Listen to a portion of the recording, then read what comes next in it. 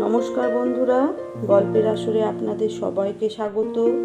আজ আবার উপস্থিত হয়েছি সেই সময়ের পরবর্তী পর্ব নিয়ে। তোমার কুসুম দিদির আমি আবার বিয়ে দেব শুনে আঁতকে উঠল সরোজিনী। তার পতিদেবতাটি যে একটু খ্যাপাটে ধরনের তা সে অনেক দিন আগেই জেনে গেছে। নিত্য নতুন বাতিক তার মস্তকে ভর করে, কিন্তু এ আবার কি উদ্ভট কথা। দুই চক্ষু প্রায় কপালে তুলে সরোজিনী বললেন, আপনি কুসুম দিদির বিয়ে দেবেন? আপনি খোয়াব দেখছেন বুঝি? ওর বিয়ে হয়ে গেছে সেই কবে, তারপর বেধবা হলো।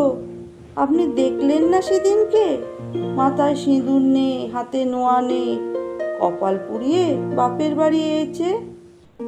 বিধবা বলেই তোর বিয়ে দেব আবার। বিধবার বিয়ে? সে তো ছোট লোক, অজাত কুজাতের মধ্যে হয়। চার ঘরের কায়েত বাড়ির মেয়ে সম্পর্কে ও কি অলক্ষণে কথা? আপনার কি পরকালেরও ভয় নেই? ঠিক এই কথাটাই বিদ্যাসাগর মশাই বলেছিলেন। আমরা এ শহরে যে কটা বনেদি ঘর রয়েছি, আমরা মুখে মুখে বিদ্যাসাগর মশাইয়ের বিধবা বিবাহ কর্মে সায় দিয়েছি। কেউ কেউ অর্থ সাহায্যও করেছি, কিন্তু নিজেদের বাড়িতে কেউ বিধবা বিয়ে চালু করিনি। উনি যেদিনকে কথাটা বললেন, লজ্জায় আমার মাথা নিচু হয়ে গেল। উনি তো হক কথাই বললেন। আমাদিগের যত প্রগতি সব শুধু জীবের ডগায়, কাজে নয়। কিন্তু কি করব বলো, আমার বাড়িতে তো বিধবা কেউ নেই যে তার বিয়ে দেবো। তুমি যদি বিধবা হতে তো ঘটাপটা করে তোমার বিয়ে দিতুম আবার। সরোজিনী স্বামীর পায়ের কাছে বসে পড়ে কান্না জড়িত কণ্ঠে বলল, আমার মাথার দিব্যি, আপনি এসব কথা বলবেন না। এই দেখুন, আমার বুকের মধ্যে কেমন তোপ দাগার মতন গুড়ুম গুড়ুম শব্দ হচ্ছে। নবীন কুমার হাসতে হাসতে বলল, তুমি বিধবা হলে আমি মরে যেতুম, এই তো। তা এত বড় মহৎ উদ্দেশ্যের জন্য আমি মরতেও রাজি আছি। দেশের কাজে মরণেও সুখ। এরপর সরোজিনী, ও গো আমার কি হবে গো বলে ডুকরে উঠল। নবীন কুমার তার হাত ধরে টেনে তুলে বলল, অবোধ বালিকার কাকে বলে? আরে আমি কি সত্যিই মরতে যাচ্ছি নাকি? এ হলো গে কথার কথা। এই জন্যই তো বলছি তোমার কুসুম দিদির বিয়ে দেব। সরোজ, শুধু অন্ধকারেই রয়ে গেলে। এত বই কাগজপত্র এনে দিই, কিছুই পড়ো না। পড়লে জানতে আজকাল ভদ্র ঘরেও বিধবা বিয়ে হয়। চার ঘরের কায়েত কি বলছো? কুলীন ব্রাহ্মণরাও বিধবা মেয়ে বিয়ে করছেন। তোমার কুসুম দিদি পাত্রী হিসেবে খুবই ভালো। অশ্রু মার্জনা করে সরোজিনী বলল, আপনি কুসুম দিদির বিয়ে দেবেন? এ কেমন তর কথা? কুসুম দিদি কি আপনার বাড়ির মেয়ে? তার বাপ দাদারা রয়েছেন না? ওনারা এই কথা শুনলে লাঠি নিয়ে আপনাকে তাড়া করবে। কেন? ওরা কি নির্বোধ? বাড়িতে এমন খাসা একটি বিধবা পাত্রী থাকতেও ওরা বিদ্যাসাগর মশাইকে খুশি করতে চাইবেন না? বিদ্যাসাগর না কে খুশি হবে বলে ওরা এমন পাপ কাজ করতে যাবেন? ঝাঁটামারি এমন খুশি হওয়ার মুখে? এই হলো মেয়ে মানুষের বুদ্ধি। নিজের ভালো নিজেরা বোঝে না। তোমার কুসুম দিদি সারা জীবন বিধবা হয়ে কষ্ট পাবে, তাতে তুমি খুশি? বিধবা হয়েছে যার যেমন ভাগ্য, ভাগ্য থাকলে হবে না? আমি ভাগ্য পাল্টে দেব। কালই কথা বলবো কুসুমের বাবার সঙ্গে। ওর বিয়েতে আমি 10-20 হাজার টাকা খরচা করতেও রাজি আছি। পরদিনই কথা বলা হলো না অবশ্য, কিন্তু বিষয়টা নবীন কুমারের মনে রয়ে গেল। সে এখন ভীষণ ব্যস্ত। মহাভারত অনুবাদের কাজ নিপুণভাবে চলছে প্রায় অষ্টপ্রহর ধরে। এতদিন কেউ সঠিক বিশ্বাসই করতে পারেনি যে নবীন কুমারের মতন এক 20 বর্ষীয় অস্থির স্বভাবকে যুবক সমগ্র মহাভারতের অনুবাদের মতন বিশাল কাজ হাতে নিয়ে সত্যিই তাতে মন দিয়ে লেগে থাকবে। কিন্তু এখন আর অবিশ্বাসের উপায় নেই। কাজ অগ্রসর হচ্ছে অতি দ্রুত বেগে। ইতিমধ্যে প্রথম পর্ব সম্পূর্ণ হয়ে মুদ্রিতও হয়ে বেরিয়েছে। দ্বিতীয় পর্ব যন্ত্রস্থ। অনুবাদের প্রথম পর্ব পাঠ করেও সকলে বিস্মিত। 8-10 জন সংস্কৃতজ্ঞ সুপণ্ডিতদের দিয়ে নবীন কুমার অনুবাদের কাজ করাচ্ছে। এ খবর সকলেই জানে, কিন্তু এমন গাম্ভীর্যপূর্ণ অথচ সুললিত সরস বাংলা লেখা তো কোনো পণ্ডিতের কর্ম নয়। এতে বিশেষ একজন কারুর হাত আছে, এবং সে একজন নবীন কুমার স্বয়ং। সেই রচনার ভাষা আদ্যোপান্ত পরিমার্জনা করে। নিজের বাড়িতে স্থান সংকুলান হচ্ছে না বলে শুধু এই কাজের জন্যই নবীন কুমার বরাহনগরে একটি প্রশস্ত উদ্যানবাটি ক্রয় করেছে এবং তার নাম দিয়েছে সারস্বতাশ্রম।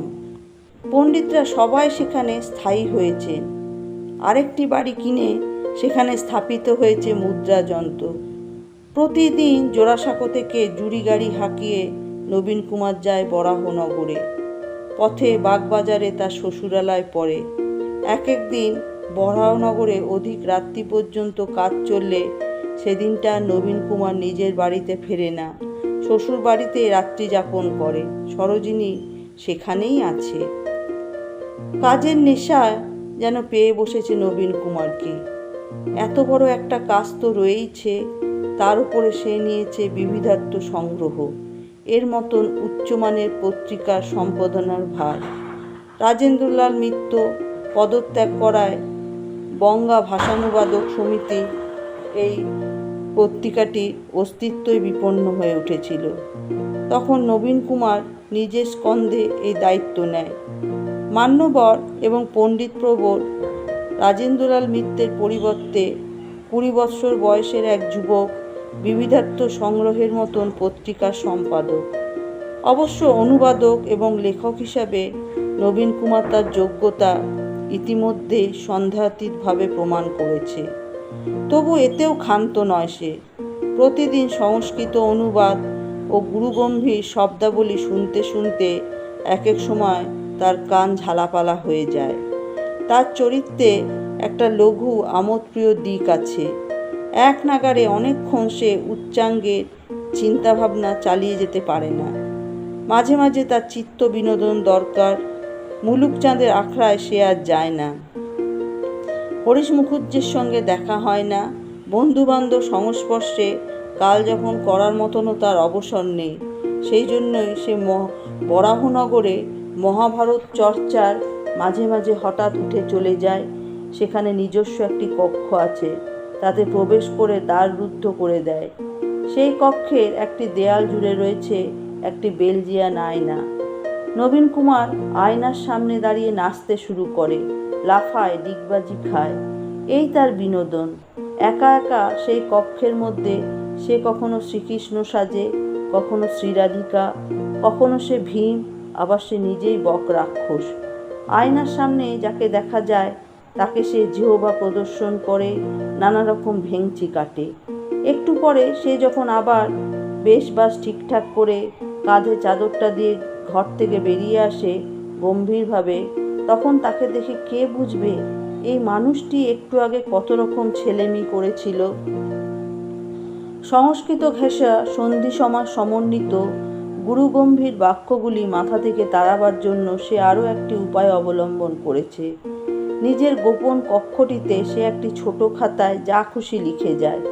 কিছুদিন আগেই চড়ক গেছে, সেই উৎসবে কলকাতা শহর কেমন মেতে উঠেছিল তার একটা বিবরণ লেখে সে, কিন্তু লেখবার সময় সতর্ক থাকে, পারতপক্ষে সে সংস্কৃত কথা ব্যবহার করবে না। আপন খেয়ালে এইভাবে সে লিখে যায়। এদিকে দুলে বেয়ারা হাড়ি ও কাওড়ার নুপুর পায়ে উত্তরী সুতো গলায় দিয়ে নিজ নিজ বীরব্রতের মহত্ব স্তম্ভস্বরূপ 5 ও 10 লাঠি হাতে করে প্রত্যেকে মদের দোকানে, বেশ্যালয়ে ও লোকের উঠোনে ঢাকের সঙ্গে নেচে বেড়াচ্ছে। চাষিরা ঢাকের টোয়েতে চামর পাখির পালক, ঘণ্টা ও ঘুঙুর বেঁধে পাড়ায় পাড়ায় ঢাক বাজিয়ে সন্ন্যাসীর সংগ্রহ করছে। গুরু মহাশয়ের পাঠশালা বন্ধ হয়ে গেছে। ছেলেরা ঢাকের পেছনে পেছনে রপ্তে রপ্তে বেড়াচ্ছে। ঠিক যেমন তার মুখের ভাষা সেই রকম লেখা, একই সঙ্গে মহাভারতের বিশুদ্ধ ভাষা এবং এই রকম পথ চলতি গদ্য লিখতে চলেছে এই ছেলেটি। এই নতুন ধরনের লেখা লিখতে লিখতে বেশ মজা পেয়ে গেল নবীন কুমার। চড়ক পার্বণের পর লিখল বারোয়ারি পূজা বিষয়ে। ক্রমে ছোট্ট খাতাটি ভর্তি হয়ে যাওয়ায় নবীন কুমারের মনে হলো এই লেখাগুলি ছাপিয়ে প্রকাশ করলে কেমন হয়। তারই নিজস্ব ছাপাখানা হয়েছে, কিন্তু গ্রন্থাগারের নাম কি থাকবে তার নিজের নাম দেওয়ার প্রশ্নই ওঠে না। মহাভারতের অনুবাদক হিসাবে যে পরিচিতি, তার কলম দিয়ে এই লেখা বেরিয়েছে, কেউ বিশ্বাস করবে না। এ লেখা পড়লে যদি সবাই ছিছি করে, না, নাম না দেওয়া চলতেই পারে না। মুলুকচাঁদের নামটি দিলে হয় না? মুলুকচাঁদ কাকপক্ষীর মতন ঘুরে ঘুরে শহর কলকাতা সব সংবাদ সংগ্রহ করে। কাকপক্ষী না প্যাঁচা? হুতুম প্যাঁচার নকশা নাম দিলে কেমন হয়? মাঝে মাঝেই মনে পড়ে কুসুম কুমারীর কথা। ওই নীলনয়না বালিকাটির গাঢ় চোখের দৃষ্টি যেন নবীন কুমারের মনে গেঁথে গেছে। ওর কথা মনে এলেই নবীন কুমার মাথা ঝাঁকায়, যেন সেই কুসুম কুমারীর অভিভাবক। কুসুম কুমারীর জীবনে সুব্যবস্থা করে দেবার দায়িত্ব তারই। একটা কিছু করতেই হবে শীঘ্র। কুসুম কুমারীর পিতার সঙ্গে কথা বলে হয়ে উঠছে না, তিনি কলকাতায় নেই। একদিন দেবেন্দ্রনাথ ঠাকুরের বাড়িতে গেল নবীন কুমার। হিন্দুস্থানের উত্তর পশ্চিমাঞ্চলে প্রবল দুর্ভিক্ষ চলছে, শত সহস্র মানুষ অনাহারের সম্মুখীন, তা নিয়ে কিছু আলোড়ন হচ্ছে সংবাদপত্রগুলিতে। সেই উপলক্ষে দেবেন্দ্রনাথ ব্রাহ্ম সমাজ ভবনে একটি সভা ডেকেছেন। ব্রাহ্মধর্ম গ্রহণের বিন্দুমাত্র বাসনা নেই নবীন কুমারের, কিন্তু ইদানিং সে প্রায়ই ওদের সভায় যায়। দেবেন্দ্রবাবুর বক্তৃতা শুনতে তার ভালো লাগে। এমন সুমিষ্ট বাংলা সে অন্য কারোর মুখে শোনেনি। সবার বেদিস্থলে বসে দেবেন্দ্রবাবু এদেশের সুদূরতম প্রান্তের ভয়াবহ দুর্ভিক্ষের চিত্র বর্ণনা করলেন মর্মস্পর্শী ভাষায়। দেবেন্দ্রবাবু নিজে এইসব দেশ ঘুরে এসেছেন, তার প্রত্যক্ষ অভিজ্ঞতা আছে। পাহাড়ি জাতির লোকেরা বড় সরল হয়। দেবেন্দ্রবাবুর ভাষায় তাদের দুর্দৈবের চিত্র যেন চক্ষুর সম্মুখে উদ্ভাসিত হয়ে উঠল। দেবেন্দ্রবাবু যেই বললেন যে দেশবাসীরা বিপদে পড়লে আমরা যদি সাহায্যের হস্ত প্রসারিত না করি, তবে কি আমাদের মনুষ্যত্ব ক্ষুণ্ণ হবে না? অমনি নবীন কুমার আর থাকতে পারল না, উঠে এগিয়ে গেল দেবেন্দ্রবাবুর দিকে। তার গায়ে যে একটি শাল রয়েছে, যার মূল্য অন্তত 200 মুদ্রা, সেটি খুলে দেবেন্দ্রবাবুর পদপ্রান্তে রেখে সে বিনীতভাবে বলল, এই আমার সামান্য দান, পরে যথাসাধ্য অর্থ সাহায্য করব। তখনই সভ্যস্থলের মধ্যে অন্য সকলেই নিজেদের অঙ্গুরীয়, সোনার বোতাম ও গাঢ় চেন সম্বলিত ঘড়ি খুলে দিতে লাগলেন। আশ্চর্যের বিষয়, এই সময়ও নবীন কুমারের মনে পড়ে গেল কুসুম কুমারীর কথা। কোথাও কোনো মানুষের দুঃখের কথা শুনলেই তার কুসুম কুমারীর কথা মনে আসে। না, এই অপাবৃদ্ধা বালিকাটিকে কিছুতেই সারা জীবন কষ্ট পেতে দেয়া হবে না। শীঘ্রই কুসুম কুমারীর জন্য একটি পাত্র জোগাড় করতে হবে। নবীন কুমার তার পরিচিত অকৃতদার কিংবা মৃতদার ব্যক্তিদের কথা চিন্তা করতে লাগলো। যেন কুসুম কুমারীর পিতার অভিমত গ্রহণ করার এমন কিছু জরুরি নয়। একজন উপযুক্ত বিধবা বিবাহের চেয়ে পাত্রের সন্ধান করা এখন প্রধান কর্তব্য। দেবেন্দ্রবাবুর পাশে তার 2 পুত্র বসে আছেন। একজনের নাম দ্বিজেন্দ্র, অন্যজন জ্যোতিরিন্দ্র। দেবেন্দ্রবাবুর সন্তান ভাগ্য খুব ভালো। এর মধ্যেই তার 13টি পুত্রকন্যা জন্মেছে। জ্যোতিরিন্দ্র বেশ ছোট, কিন্তু দ্বিজেন্দ্র বোধ হয় নবীন কুমারের সমবয়সী হবে। নবীন কুমার একবার ভাবল, দেবেন্দ্রবাবুর কাছে প্রস্তাব দিলে হয় না যে তার এই পুত্র ওই কুসুম কুমারীকে বিবাহ করুক। দেবেন্দ্রবাবু নব্যপন্থী, উদারমনস্ক ব্যক্তি, তিনি নিশ্চয়ই এতে আপত্তি জানাতে পারবেন না। অসামান্য রূপ লাবণ্যবতী কুসুম কুমারী ঠাকুরবাড়ির বধূ হবার অনুপযুক্ত নয়। কিন্তু একটু পরেই তার খেয়াল হলো, এরকম প্রস্তাব করা যায় না। দেবেন্দ্রবাবুরা ব্রাহ্মণ, কুসুম কুমারীরা কায়স্থ। পিরিলির ব্রাহ্মণই হোক আর যেই ব্রাহ্মণই হোক, এরা এখনো বিবাহ ব্যাপারে জাতিভেদ ঘোচাতে পারেননি। কয়েকদিনের মধ্যেই অবশ্য নবীন কুমার অন্য এক ব্যাপারে মেতে উঠল, আর মনে রইল না কুসুম কুমারীর কথা। এক প্রাতঃকালে বাড়ি থেকে বেরোবার পথে নবীন কুমার ধরল গঙ্গানারায়ণকে। গঙ্গানারায়ণ বলল, ছোটকু, কতদিন থেকেই তোকে খুঁজছি, তোরা দেখাই পায় না। মহাভারতের অনুবাদটি বড় সরেস করেছিস রে, আমায় আরও খানকতক বই দিবি? নবীন কুমার বলল, তোমার যত খুশি নাও না দাদামণি, দুলালকে বলো আনিয়ে দেবে। আমি তো মহাভারত বেচব না, 3000 কপি ছাপিয়েছি, সব বিলিয়ে দেব, যে যা চাইবে। মহাভারত নিয়ে আমি ব্যবসা করতে নামিনি। এটা বড় মহৎ কাজ করলি রে ছোটকু। আমাদের বন্ধুদের দেখালুম, তারা তো এমন বিশুদ্ধ বাংলা, এমন স্বচ্ছন্দ অনুবাদ, যেন মনে হয় নতুন রচনা। দাদামণি, তুমি তো হরিশ মুখুজ্জের ওখানে যাতায়াত করো, ওকে বই দিও না 1 কপি? তুই আমায় যে বইখানি দিয়েছিলি, সেটি আমার এক বন্ধু জোর করে নিয়ে নিলে, কিছুতেই ছাড়ল না। তার বদলে সে তার লেখা নতুন একটা বই তোকে পড়তে দিয়েছে, তুই পড়ে দেখবি। কে তোমার বন্ধু? মধু, আমার সহপাঠী ছিল।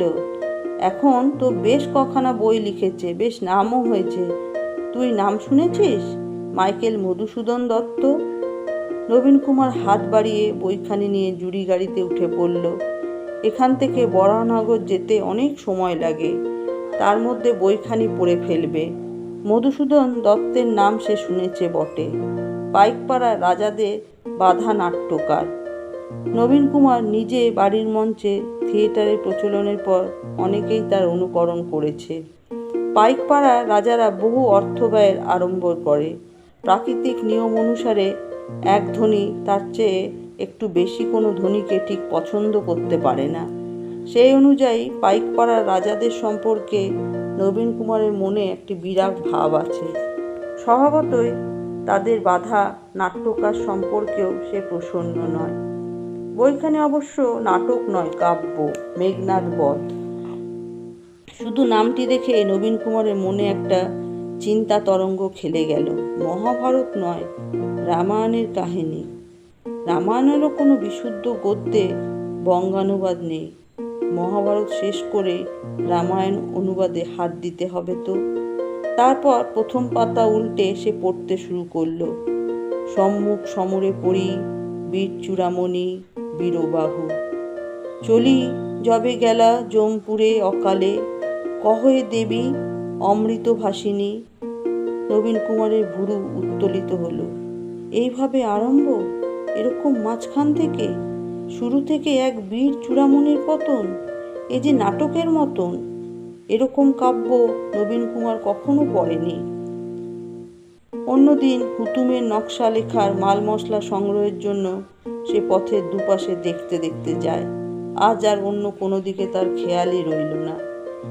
এ কি অবিশ্বাস্য রকমের কবিতা! কবিতা সম্পর্কে নবীন কুমারের মনে এমনিতেই একটি বিস্ময়ের ভাব আছে। সে অনেক চেষ্টা করে দেখেছে, কিন্তু কবিতা তার হাতে ঠিক আসে না। গদ্য রচনা বিষয়ে তার আত্মবিশ্বাস জন্মে গেছে, কিন্তু কবিতা জিনিসটা কেমন যেন হয়ে ওঠে না। এরকম কবিতা নবীন কুমার কখনো পড়েনি। এমন ঝংকারময় শব্দ, এমন উন্নত ভাব, লাইনের শেষে মিল নেই, অথচ প্রতিটি লাইন দৃঢ় সঙ্গবদ্ধ। শুনিয়াছে বীণাধ্বনি দাসী, পিকরব রব নব পল্লব মাঝারে, সরস মধুর মাসে, কিন্তু নাহি শুনি হেন মধুমাখা কথা কভু এই জগতে। দুলালচন্দ্র দাঁড়িয়ে থাকে জুড়ি গাড়ির পেছনে। চলন্ত গাড়ি থেকে নেমে দৌড়ে দরজার কাছে এসে জিজ্ঞেস করলেন, কি বলছেন ছোটবাবু? নবীন কুমার কখনো আপন মনে উচ্চস্বরে পাঠ করতে শুরু করেছে। এমন কবিতা মনে মনে পড়া যায় না। হাতের ইশারায় দুলালকে যা যা বলে সে পাঠে নিমগ্ন হয়ে রইল। খানিক পরে আবার সে মুখ বাড়িয়ে কোচোয়ানের উদ্দেশ্যে বলল, এই ঘোড়া ঘোড়া, শিগগির গাড়ি ঘুরিয়ে নে। দুলাল আবার নেমে এসে জিজ্ঞেস করল, কি হয়েছে ছোটবাবু? নবীন কুমার এমন ঘোরের মধ্যে আছে যেন দুলালকে চিনতেই পারল না প্রথমে। তীব্র দৃষ্টি মেলে বলল, কে কে বিরক্ত করে এখন? পরক্ষণে আবার সে বলল, ও দুলাল, আমি আজ কাজে যাব না, আগে বাড়ি ফিরবো। গাড়ি ঘোরাতে বল। তুই দৌড়ে বড়নগরে চলে যা, পণ্ডিত মশাইদের খবর দিগে যা। সারাদিন বিছানায় শুয়ে শুয়ে নবীন কুমার মেঘনাদবধ কাব্য পাঠ করল। এমন নেশা সে অনেক দিন পায়নি। তারপর 4 দিন ধরে নবীন কুমারের মুখে শুধু ওই কাব্যের কথা, যাকে পায় তাকে ডেকে ডেকে শোনায়। এই ফিরিঙ্গি কবি সম্পর্কেও তার মনে দারুণ কৌতূহল জেগেছে। ছোট ভাইয়ের এতখানি উৎসাহের আতিশয্য দেখে গঙ্গানয়ন বলল, তুই মধুর সঙ্গে পরিচয় করতে চাস? ডেকে আনবো ক্ষণ একদিন তাকে আমাদের বাড়িতে। কিন্তু মধুসূদনকে এত সাধারণভাবে ডাকা হলো না এ বাড়িতে। এর মধ্যে একদিন বিখ্যাত অধ্যাপক রিচার্ডসনের বিদায় অভ্যর্থনা হয়ে গেল। আগেকার হিন্দু কলেজের অধ্যাপক D.A. রিচার্ডসন বৃদ্ধ হয়েছেন। চিরকালের মতন তিনি ভারত ছেড়ে চলে যাচ্ছেন ইংল্যান্ডে। মধুসূদন, গৌর, গঙ্গানয়ন, ভূদেব প্রমুখ ছিল রিচার্ডসনের প্রিয় ছাত্র। তারা ওকে টাউন হলে সম্বর্ধনা জানালো এবং তারাই চাঁদা করে রিচার্ডসনের ফেরার জাহাজ ভাড়া তুলে দিল। সেই সভাতে উপস্থিত রইল নবীন কুমার। সভা শেষে বাইরে বেরিয়ে এসে সে বলল, আমরা প্রধান সাহেবদের বিদায়ের প্রাক্কালে রিসেপশন দিই। আমরা আদ্যাবধি আমাদের দেশীয় কোনো ব্যক্তিকে তা দিয়েছি? যদুপতি গাঙ্গুলি বলল, এটা তুমি ঠিকই বলেছ নবীন। আমাদের দেশে সত্যিকারের বড় মানুষদের পেছনেও আমরা ঘোট পাকাই, গুণের সমাদর করি না। নইলে বলো, বিদ্যাসাগর মশাইকে পাবলিক রিসেপশন দেওয়া উচিত ছিল নাকি? তুমি একটা ব্যবস্থা করো না। নবীন কুমার একটুক্ষণ ভেবে বলল, উনি কি এসব তোয়াক্কা করেন? কে বলতে যাবে ওনাকে? যদি উনি ধমকে ওঠেন? আমি বলি কি যে নতুন জ্যোতিষ্কের উদয় হয়েছে আমাদের সাহিত্যাকাশে, তাকেই প্রথমে সম্বর্ধনা জানানো হোক। আগেকার দিনে রাজা বাদশারা কবিদের শিরোপা দিতেন, এখন রাজা থাকেন বিভয়ে। আমাদের সেই দায়িত্ব নেওয়া কর্তব্য। নবীন কুমার পায়ের তলায় জল গড়াতে দেয় না। পরের সপ্তাহে ব্যবস্থা হলো সম্বর্ধনার। এই সম্বর্ধনা দেয়া হবে সিংহবাড়ির বিদ্যুৎসাহিনী সবার পক্ষ থেকে।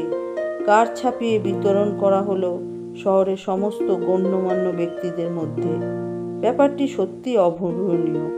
কলকাতা শহরের পত্তনের পর এ পর্যন্ত কোনো কবিকে এমনভাবে প্রকাশ্য অভিনন্দন জানানো হয়নি। শুধু মানপত্র নয়, কবিকে একটি উপহারও দেয়া হবে। উপহারের দ্রব্যটি নবীন কুমারই ঠিক করল। সুরাপ্রেমিক কবিকে দেয়া হবে একটি রৌপ্য নির্মিত পানপাত্র। গঙ্গানয়ন গিয়ে সম্মতি নিয়ে এসেছিল মধুসূদনের। নির্দিষ্ট দিনে মধুসূদন সেজে গুজে তৈরি, সঙ্গে যাবে গৌরদাস এবং একজন মাইনে করা পণ্ডিত। গৌরদাসের অনুরোধেও মধুসূদন দেশীয় পোশাক পরিধান করতে রাজি হলো না।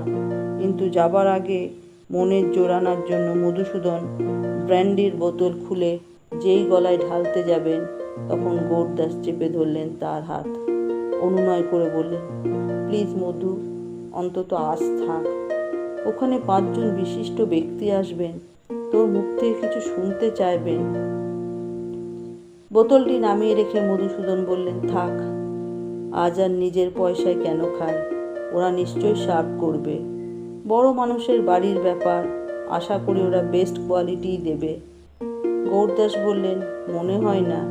যতদূর জানি ও বাড়িতে ড্রিঙ্কসের চল নেই। কি বললি? সভা খুলেছে, ইংলিশি কায়দায় রিসেপশন দিচ্ছে, আর ওয়াইন সার্ভ করবে না? বিদ্যুৎসাহিনী সভা তো শুনেছি আসলে মদ্যোৎসাহিনী সভা। তুই ভুল শুনেছিস মধু। তবে আর যাই কেন? Y bother? মিচিমিচি গন্ডাখানেক লোকের বকবকানি শুনতে যায় কেন? তুই কি বলছিস? এত বড় সম্মান। চল প্লিজ, ব্যাপারটা সেরে এসে বাড়ি ফিরে তুই যত খুশি ড্রিঙ্ক করিস। ঘোড়ার গাড়ি মাঝ রাস্তা পর্যন্ত আসার পর আবার ছটপটিয়ে উঠলেন মধুসূদন।